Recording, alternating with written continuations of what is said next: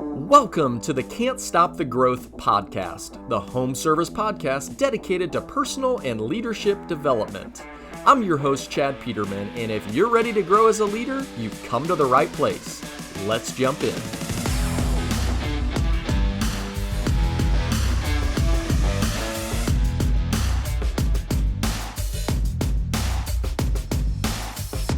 Well, thanks for joining. It's going to be a good day, mainly because Blake's got her donuts and the milk and ready to roll after we packed up half the toy box on our way out the door. She was excited any day that it's amazing that waking her up this morning kind of goes along with what I'm going to talk about today. Any other day, she's like waking up a rock out of bed, but all week she's been excited about coming to the office. So I went to wake her up this morning, said, do you want to go to the office and get some donuts? And it was popped out of bed like she hadn't been sleeping.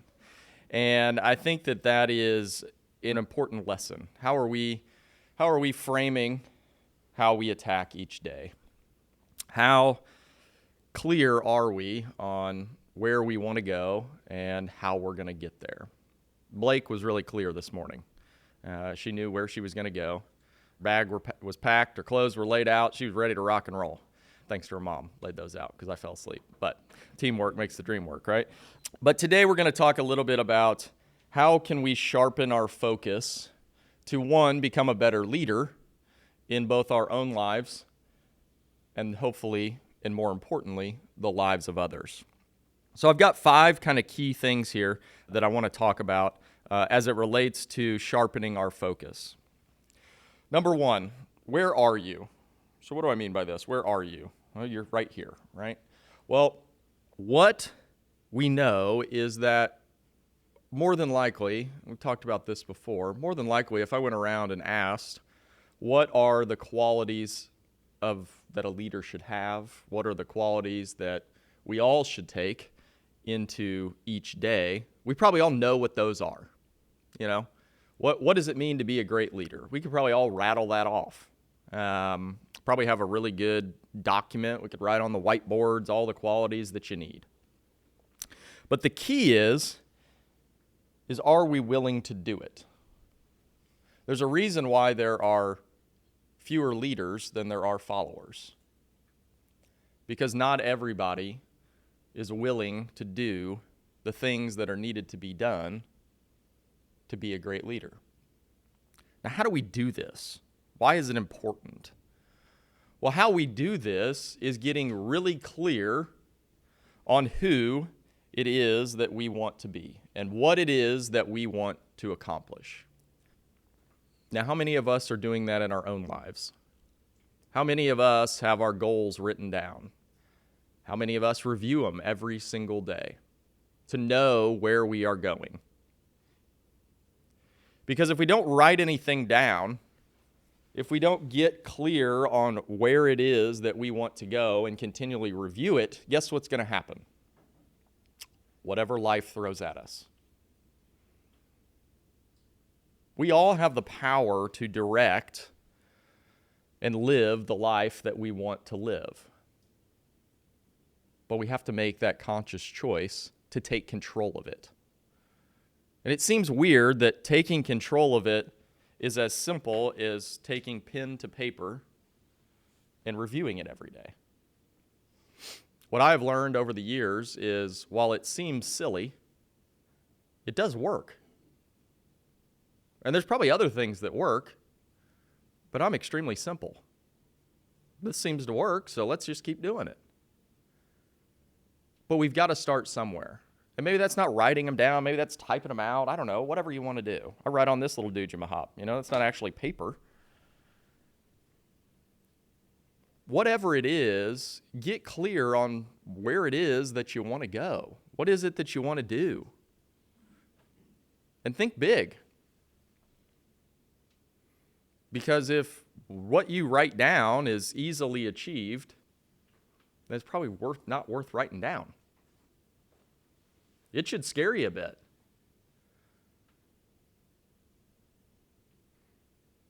I was in a meeting yesterday and we're talking and like kind of going through in my head, like, okay, where do we need to be? What's this look like? And so what did I do this morning? looked over my notes here today, make sure I'm good to go, and I get on my computer and I'm trying to build a model. Okay, how do we work this backwards so that we can do it every single day? We should be able to work it back to damn near the day of what we need to do today in order to get there by the end of the year. And that'll be something I review and tweak and figure out, and like, okay, well, if we move this, then we can make up some ground here, or if we slide this over here. You know, one of the things that we did was earlier this year was, those of you on the HVAC side, is, you know, we drew out this visionary plan. We essentially I threw something on paper and said, okay, I think we can get there. Now let's work it backwards and see if it makes sense. Because sometimes you put that goal out there and it's like, okay, well, that's probably shooting a little bit, you know, high. That's okay. Well, it may just take you a little bit longer to get there. But you can still work it backwards to whatever it is that you need to do. So think about that. What's your goal for the rest of this month? Write it down and then work it backwards. It's super simple. I mean, so simple even I can figure it out. Excel's a good tool. I don't even know how to work it all that well, but I mean, it adds for you, which is nice. I usually start on paper with my calculator. Not as old of a model as this bad boy, but it's a little bit newer. The oldest calculator in the building is still in my dad's office. If you ever want to see like a 40-year-old calculator, it's the one that you could still put the paper in the end of it, which is interesting. But what is it and where do you want to be? What is it that you want to do? Is that a personal thing? Hey, I want to buy a house. Okay, well, what's the mortgage on that house? Well, I wouldn't look at it today. Just maybe plan out in the future and maybe just hope the interest rates go down a touch. But if you want to buy a house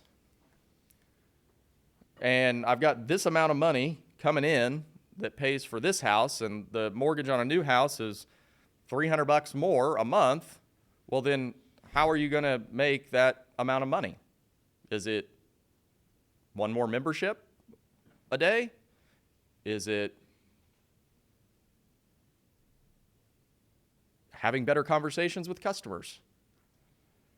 What is it that you can do today that will help you get that house 12 months from now? The key is connecting the two, and that's where people most struggle. When we think about where we are, a goal seems so far off, but you're not going to achieve that in one day. It won't happen. If you do, then it's not a really good goal. And we connect the two by working backwards. You know, we talk a lot, one of our values is lead ourselves. This is the first step in leading yourself, is getting clear on where it is that you want to go. Now, undoubtedly, part of that is fighting back on a daily basis the things that keep us from doing the things that we know that we need to do. Understanding what is going to get in our way. You know, one of the things that I've been working on is trying to eat better during the week. And one of the things that always seem to trip me up is you get to Monday, pretty easy. All right, cool. I'm rolling. Tuesday, all right, now I'm feeling pretty good about myself. Got up, worked out, eating good. This is great. Wednesday comes around and you get that call from your spouse of like, hey, do you want to have so-and-so over for dinner? Well, immediately, I know what that means. I know that if they come over, we're going to have a drink, and then it's going to be you want to order something, and then it's going to just go downhill from there. So what did I do?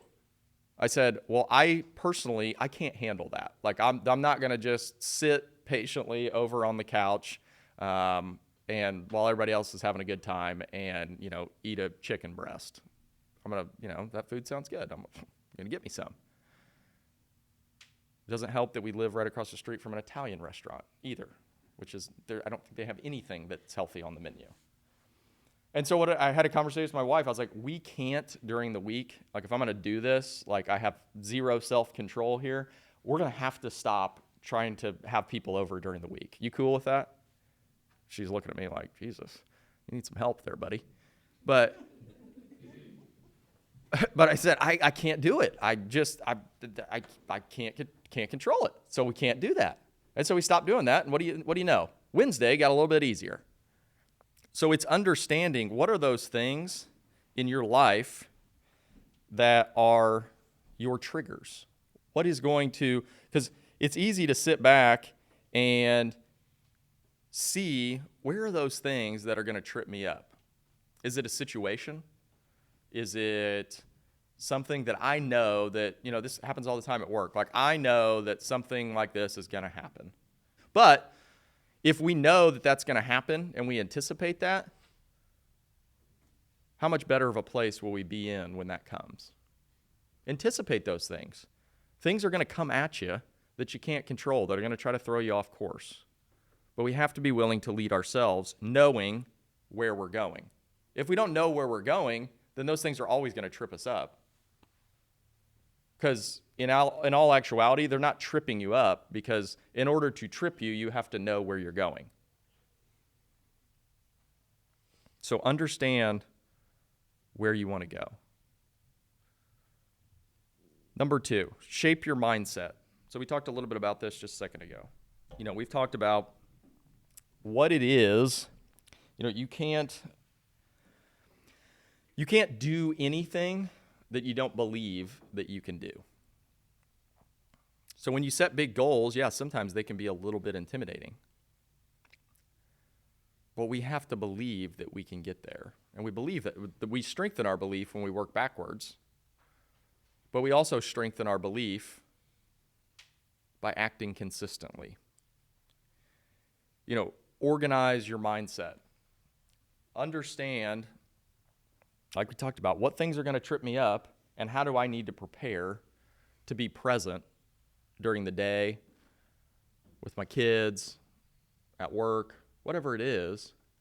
I mean, we can all think of the day when you woke up late, you're running around, kids won't do what you say, it's cold in the car, like everything, it just keeps piling on. What I have learned is that in order for me, especially with young kids, in order for me to have a good day, I've got to get up a little bit early and get everything ready, because those are the things that will trip you up.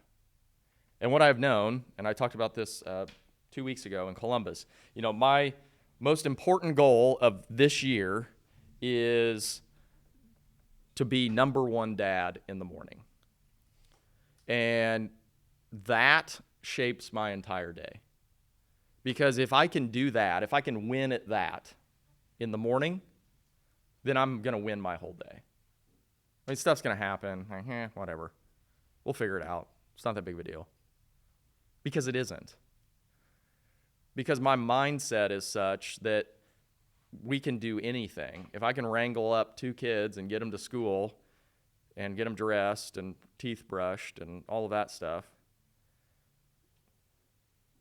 then I'm going to win the day. So what are those things early on in your day that are shaping your outlook on the day? What are those things? How can you prepare for those things? I mean, think about that. Think about your mind shift when you wake up on a Friday as opposed to like a Monday. Just think about that. It doesn't have to be too different, but you wake up on a Friday, you feel more energized, right? Why is that? It's mindset. That's all it is. You wake up on a Saturday, you feel a little bit more pep in your step. So how do we prepare our minds to be in that place every day? I was listening to a podcast this morning. They said, which makes sense, they said if you wake up an hour early a day, you get 45 more days of productivity throughout the year. I was like, cool. This is awesome. What a concept. But we must be intentional about our mindset. We must understand that each day is an opportunity to just get a little bit better. It's not another day that we got to get through and moan and groan and this and that. It's a day to get better. You know, I've talked about writing down what you're grateful for and just smiling in the morning. That can have a massive effect on your outlook for the day. You know, Blake and I, we got our playlist. We were rocking out this morning. My wife told me that we're going to have to change the songs because she doesn't like to listen to it every single morning, but I really enjoy it, and so does Blake. We got Julian on Girl on Fire. He's singing that now. He just kind of screams, but I think he likes it. It's his jam. So he's ready. Blake blares that in the back of the car. It's quite. We're not going to be a singing family. We'll just put it that way. Never were. Don't claim to be. But we'll hopefully find our talents elsewhere. But yeah, how are we going to attack the day? Where is your mindset? What can you do to shape that each morning? Some of us will claim, well, I'm not a morning person. No one is. It's a mindset. You're not a morning person because you don't think you're a morning person. Simple as that. Everyone likes to sleep. You probably bought a comfy bed. I know I did. It's great. How do you shape that mindset? Because ultimately, your mindset is going to determine the impact that you have on others. Your mindset, and as we'll talk in number 3 here, is going to determine the environment that you create around you. You know, leaders must inspire others around them. And I know that inspire word, I was thinking about that as I wrote it down. You know, it kind of gets, it's one of those words that's like, seems kind of like pie in the sky, like, we're like, what? Inspire? What the hell does that mean? Inspire means simply people want to work with you. People want to go take on challenges with you. Now, you may be classified as the leader, but at the end of the day, leaders are just there to support people. They're not there because their ideas are best. They're there to remove roadblocks and make sure that you can be successful. So do the people around you feel supported? Do they know you care? And you don't have to have anybody that technically in the org chart reports to you. But do the people feel supported around you in your department? Are you that person that is always helping others, always reaching out, pumping others up, picking a guy up if he's had a bad day? What does that look like? You know, one of the things I talk about a lot, and kind of something I've kind of sat on, is that when people ask me about the culture here, I often refer to culture is a verb. It's not a noun. A lot of people refer to it as a noun. Like, what are all the things around here? Well, culture is action. Culture is caring. How do the people around you feel on a daily basis? You know, the one thing that I have noticed, we move fast. And I love that because moving with speed allows you to make mistakes and correct really quick. You're going to make mistakes, so if you move really slow, that means you're going to move really slow to correct things as well. But leaders sometimes will fall into the habit of, if it's not their idea, they move really slow. If they didn't come up with it, if they didn't introduce it, they want to slow down. Because our natural tendency is to control things, right? We don't want to be out of control. We don't want to give up control. But as a leader, you must understand that you are giving up complete control.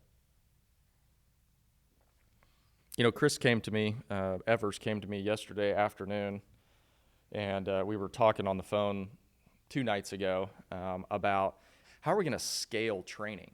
And so we were talking on the phone. I was like, hey, I'm kind of thinking this. What do you think? And he's like, okay, yeah, let me put some thought to it. We'll figure some stuff out. And we came up with some ideas, and he comes to me yesterday and just like, he was really excited. And if you know Chris, big guy coming right at me. I'm like, all right, Chris, what you got? You seem excited here, buddy.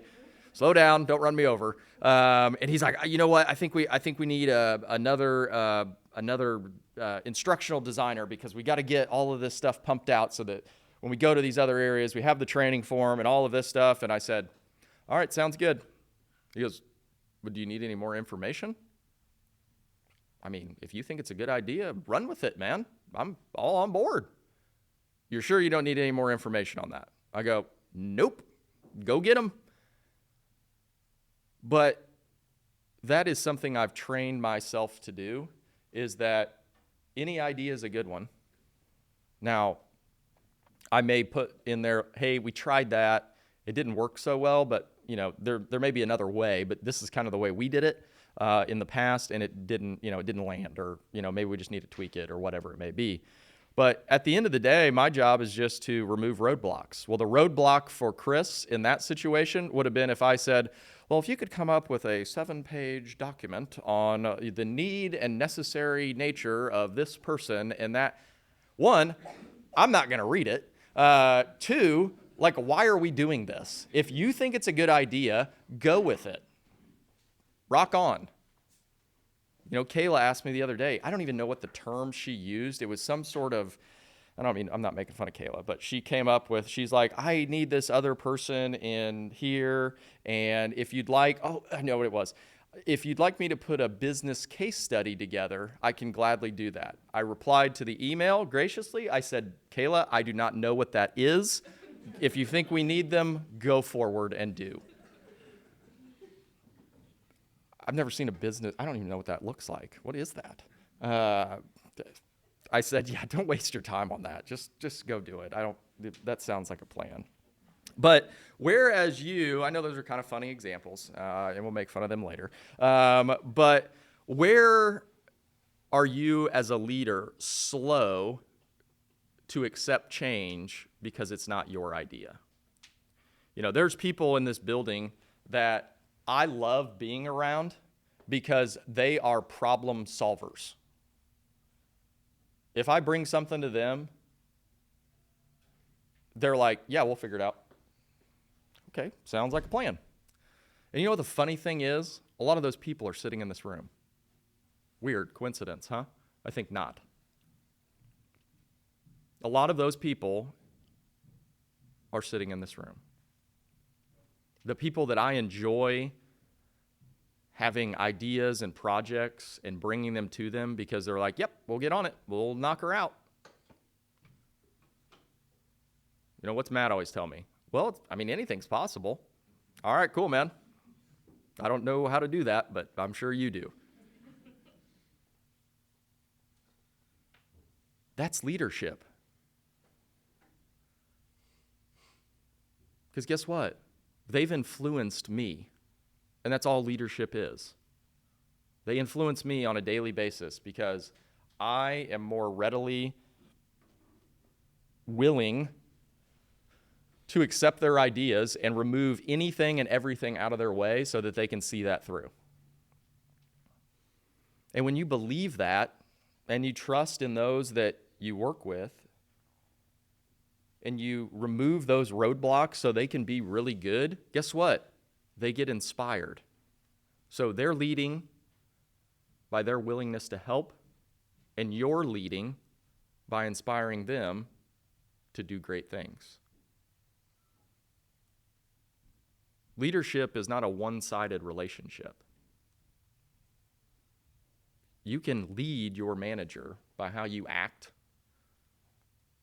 by your acceptance of new ideas, by your willingness to work together to solve problems. Everyone is a leader. Everyone is in a leadership position. We just need to start acting like it. Just because it's not your idea doesn't mean we need to come up with 45 reasons of why this can't be done.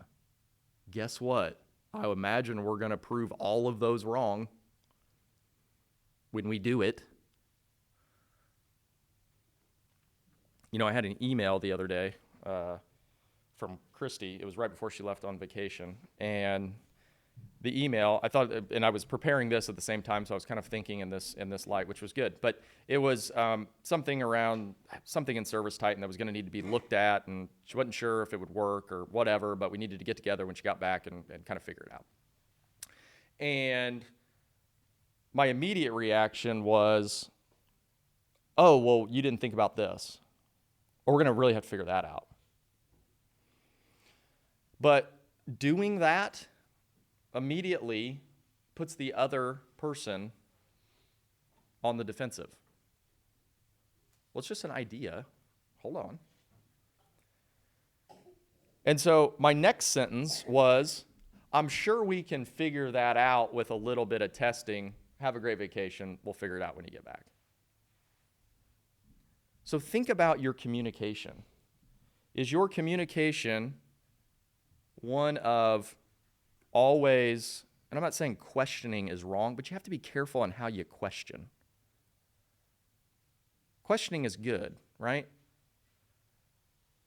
Hey, did we think about this? Did we think about that?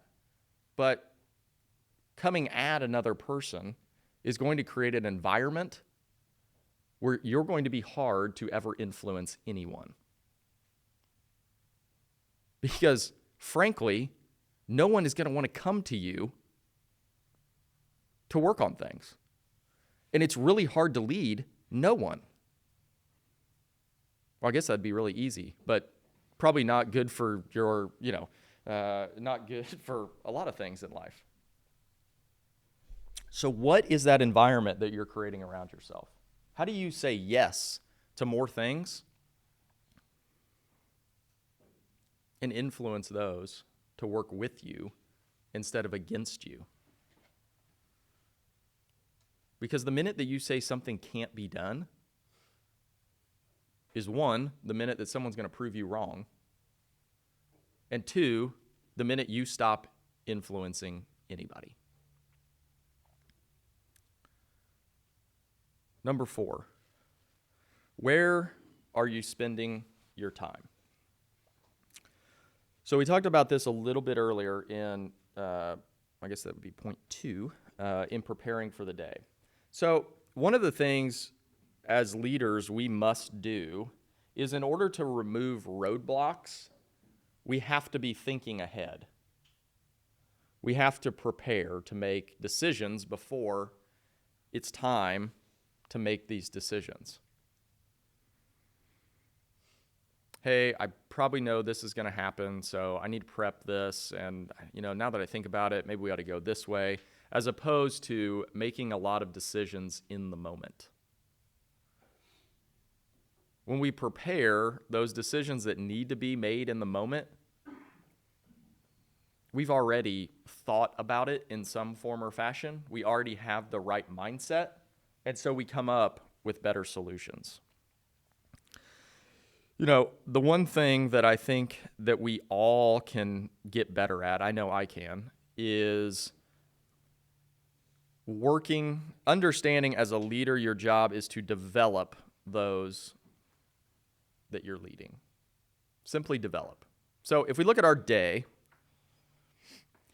as a manager, how much time are we spending developing those on our team? Now, let's get clear on a couple of things. Developing doesn't mean, I get it, everyone's got things to do. All got jobs that we need to get done. But where are those opportunities to develop the people on our team so that we have time to do the things that we need to do?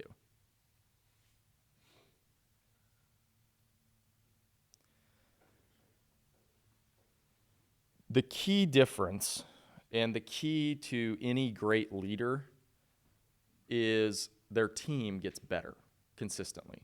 They're always getting better. because they're spending the time with them to understand where they need help, what they need to work on. All of these things that aren't fun, because guess what? Doing something ourselves gets a hell of a lot faster result, right? So a lot of times why we're in the, like, we know how to do this. We're the expert. But the development allows you to grow. Because when we develop those on our team, we can grow. You can't grow if you don't develop those on your team.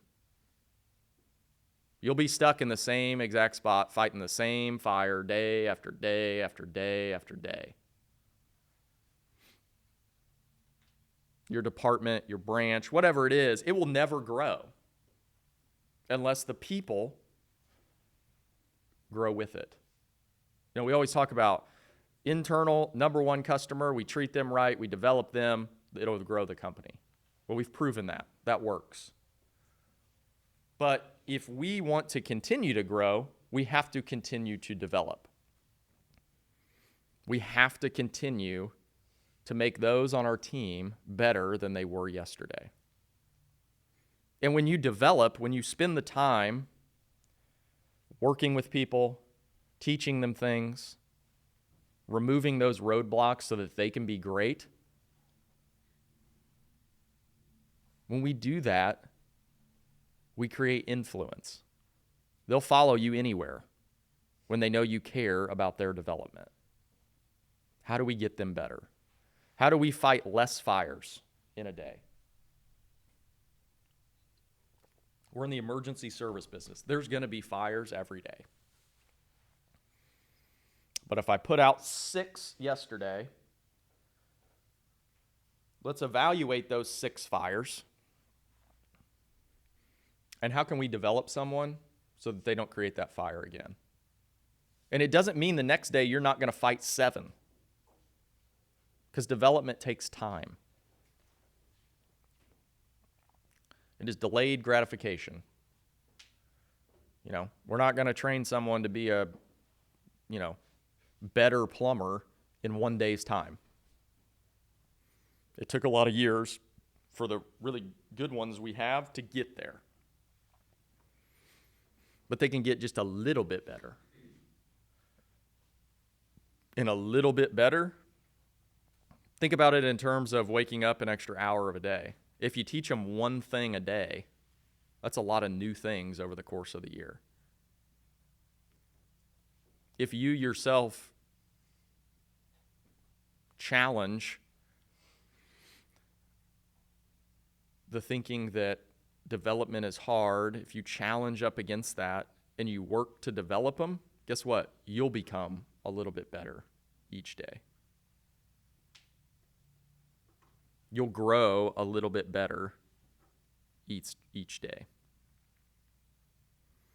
Development is key. Where are you spending your time during the day? What I would encourage you all to do, and we've done this actually, it's been a couple of years actually since we did this, but it's a time management exercise. Take the hours that you have in a work week. Take those hours, so whatever that number is, subtract out all the things that you have to do, so meetings, lunch, anything and everything that you're going to know you have to do. Like, I got to do this because that's just to make the business operate. Got to do those things. Then look at how much time you have left. If you don't have a lot of time left, then you may need to reevaluate all those things that you have to do, and you may need to train someone to do some of those things. And then I want you to look at the time remaining, and how much of that time are you spending developing your team versus fighting fires? How much of your time are you spending developing yourself? That's a tricky one. You got to kind of look in the mirror on that one. How much time? You know, we talk about growth, talk about getting better, but are people just talking about it? Or are they actually doing something about it? Where are you spending your time? We all have massive amounts of time that we waste in a week. And that's not to say you can't sit on the couch and watch a TV show.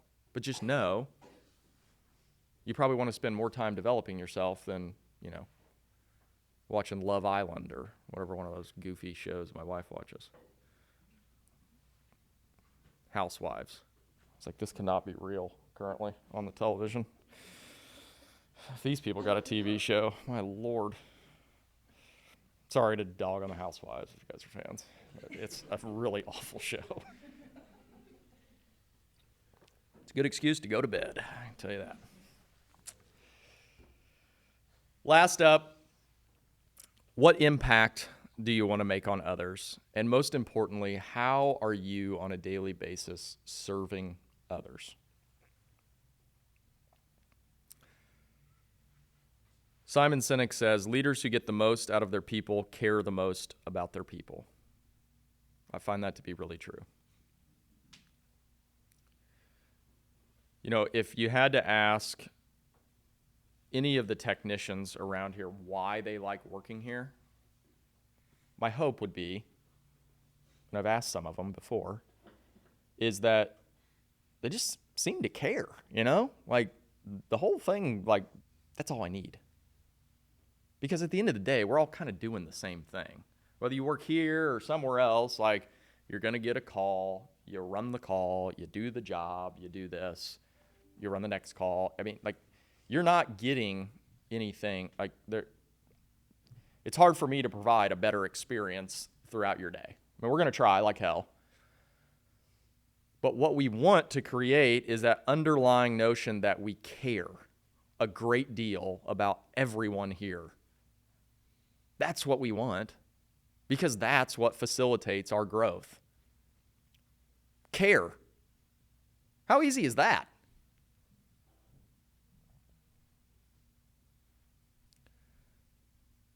Does your team know that you care? And think about that. Do they know that you really care? Or do they just think that you're doing your job?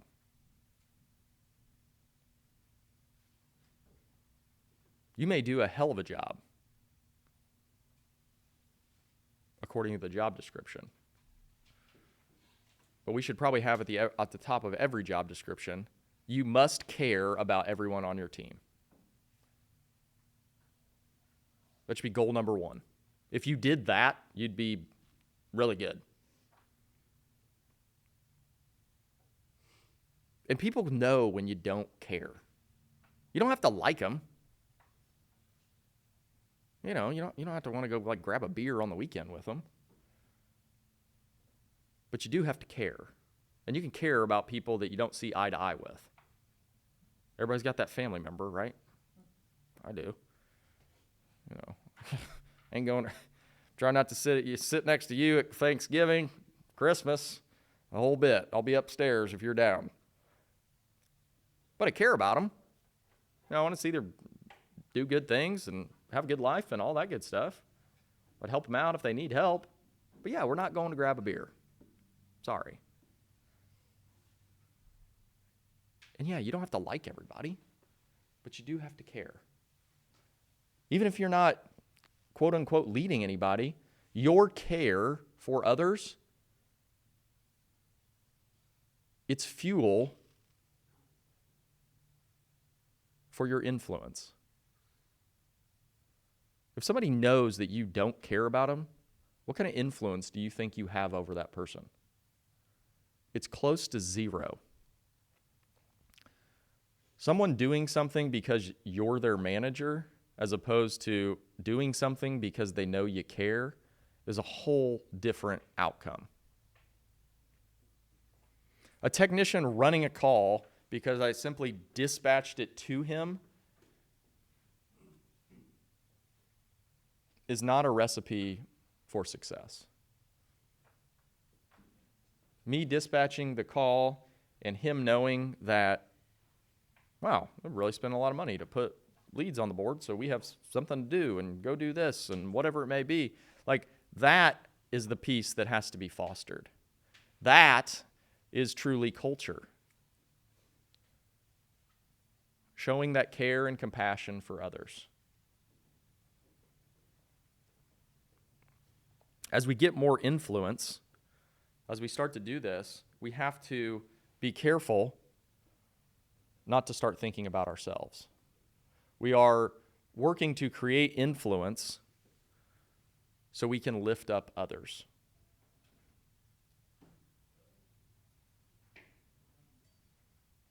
Influence is essentially care. It's not authority.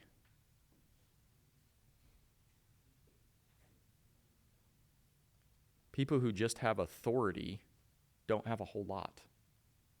The only reason why they get someone to do something is because it's written on paper.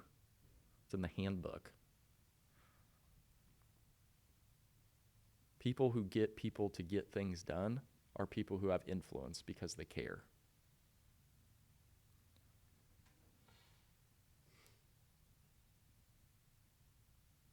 How do we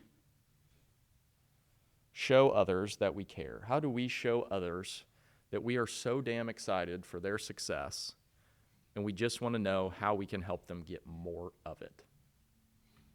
That is leadership. How do I help you be a damn rock star? What do you need from me? I'll give it. You have to be selfless in order to be a leader. It's not about you. It's not about your skill set.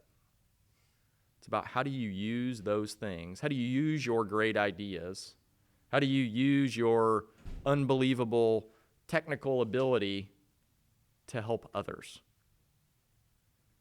on your team, your customers, whatever it may be? How do you do that? All of this stuff here, these 5 things that we've talked about, they're all super simple.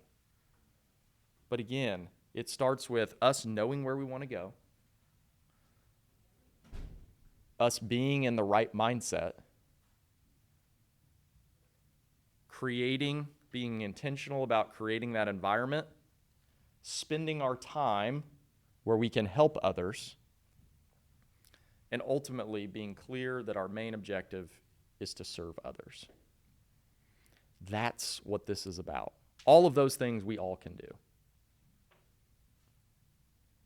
But we have to do all of those things. We have to know where we're going. We got to have a good mindset. We got to be willing to help others solve problems by creating an environment that welcomes change. And then we got to spend the time with them. All of those things will increase your influence, which will ultimately allow you to grow. If you have 0 influence, you won't grow. Influence is not authority. Influence is not a title. Influence is simply caring about others and figuring out how you can help. Because we have the choice. We have the choice to take the road less traveled, to all be leaders, to all help each other out, to all work together to grow. And if we do that, literally nothing will stop you. It's the road less traveled, but it's also the road less bumpy. Trying to build a company where no one cares about one another is a bumpy-ass road. Take the road less traveled. Take the smoother road. Caring about people is a hell of a lot more fun than trying to direct your authority over them. Thank you so much for listening. If you enjoyed what you heard, I would greatly appreciate if you would rate the show or share it with someone who might enjoy it. As the name suggests, we are always looking to grow, so let me know in the comments what you thought and if there is anything you would like to hear on future episodes. Come back again soon, and always keep growing out there.